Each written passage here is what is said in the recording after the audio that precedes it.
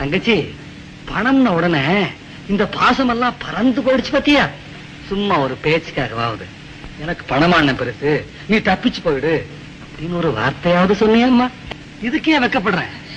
அண்ணே, தங்கச்சி, பணம் கிடைக்கும்னு தெரிஞ்சா பகவான் கழுத்தை அறுக்க கூட தெரிஞ்சவனுக்கு பேருதான் மனுஷன். தாயை தவிர தந்தையை தவிர காசால் எதையும் வாங்கிடலாம். தாயை தவிர தந்தையை தவிர காசால் எதையும் வாங்கிடலாம். தலையா பூவா போட்டு பார்த்து தலை வணங்காமல் வாழ்ந்திடலாம். கல்லறை கூட சில்லறை இருந்தால் வாய் திறந்தே மொழி பேசுமடா.